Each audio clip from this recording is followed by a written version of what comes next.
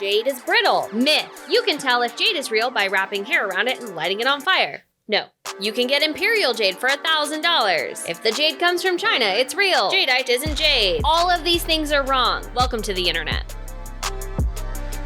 Why do people online lie about jade? They're lying about what jade is, what their product is, how to care for it, and how to identify it. Is it because they're just trying to sell a bunch of non-jade as jade? Maybe, but I think it's more complicated than that. Welcome to Jewels of the Trade. My name is Jordan, and I'm here to remind you not to trust random gemstone information on the internet, especially when it comes to jade. Before we get started, comment your favorite jade myth. Or if you're wondering if something you know about jade is a myth, go ahead and ask. Jade is widely misunderstood by customers and sellers alike, which is why I'm so thankful for Mason K Jade, the leading supplier of natural jadeite in the US, who also offers testing and valuing services in-house. We'll talk more about them in a minute, but if you agree that treated or fake jade should always be disclosed by the seller, go ahead and give this video a like and subscribe to my channel. What are some online sellers saying about jade that's simply incorrect? Most importantly, there's a ton of misinformation on how to identify jade, which is actually something we go a little bit deeper into in our video, Real versus Fake Jade, How to Tell the Difference. The most common simulant of jade is quartz, which shares a lot of attributes with jadeite, such as appearance, scratch resistance, and even sonority. So when the internet says, oh, you can tell if jade is real by how it looks, the fact that it's cold, or it's heavy, it can't be scratched by a knife, and it sings when you tap it.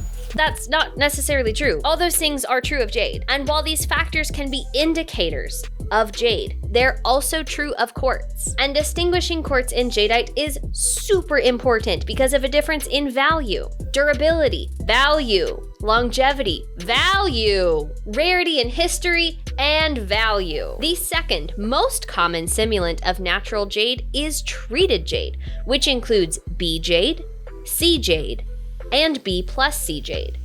This is where poor quality jadeite has been acid bleached and then dyed or polymer impregnated or both. Treated jade is very brittle compared to natural jade, which is super tough. It also has little to no value and typically doesn't have stable color. Yeah, it can change color, unlike natural jade. Some sellers will also say that jade can be identified if you wrap a piece of hair around it and try to light the hair on fire. In theory, the hair won't burn if it's real jade.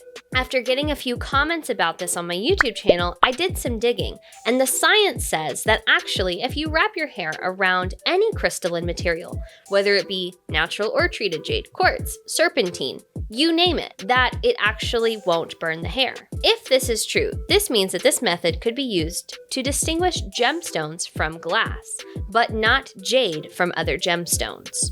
I still haven't gotten this method to work at all though. I've tried. It seems unreliable. I might be getting false results because maybe of the products that are in hair, like maybe it has to do with like shampoo or something, or like a variation between like lighters. I'm not sure what the deal is there, but I can tell you that it's not a reliable way to test jade. There is actually more misinformation online about jade identification, but that should give you just a good idea of how unreliable the internet is. The truth about identifying jade is this. Jadeite and nephrite, both jades, can be distinguished from each other and other gemstones using a number of gemological tests. For instance, refractometry, which your local jeweler probably offers.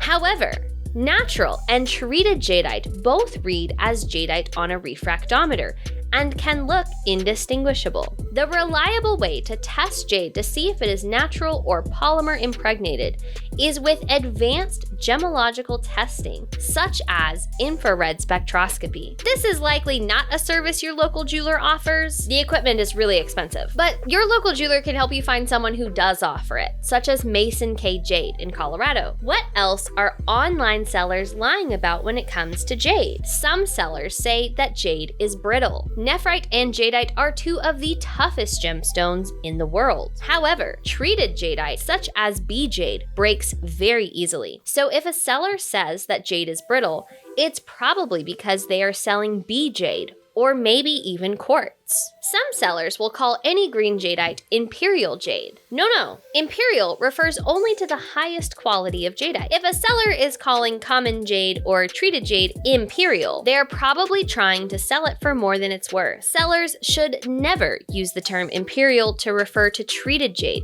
It is too misleading. True imperial jade is one of the most valuable gemstones in the world. Some sellers may try to convince you that their jade is real because it comes from China. Jade can come from lots of different places, so no. And also, B jade comes from China. So no, I could literally go on and on. So why all the lies? Why is there so much misinformation? Truly, honestly, I don't believe that these sellers know they're spreading misinformation. A lot of sellers have been told lies by the manufacturers of B jade, who are selling their product as natural. And honestly, accurate information about jade is just hard to come by. So these sellers are likely not malicious, and they're probably not trying to take advantage of you. They probably just don't understand. Natural jade is very rare. If you've only seen B jade and you've been told that is jade, you're gonna develop opinions based on observation. So where can you find accurate information on jade? I'm so glad you asked. The Mason K Jade website explains the differences between nephrite and jadeite, natural and treated jade, and offers information for jade care and testing. Mindat.org,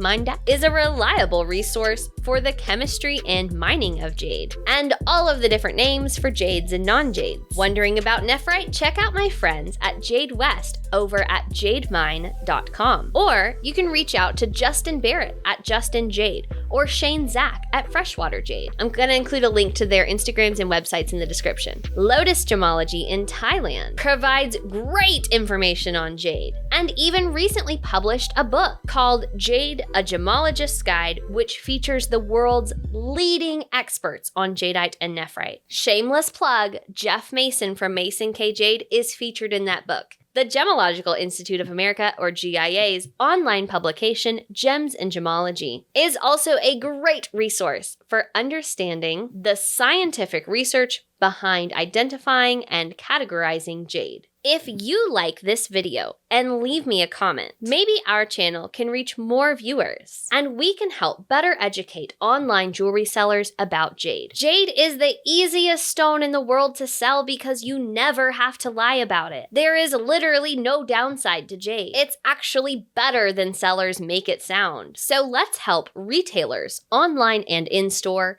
sell real jade using accurate information. It is tough, it is rare, and it won't change color. Although the luster can change if it dries out, which is why jade loves love. It really needs to be worn. Buy B jade if you want it. Don't buy it on accident because you thought you were buying the toughest gemstone in the world. Thanks for watching my video, and if you want to learn more about what makes jade so special, check out our History of Jade video series.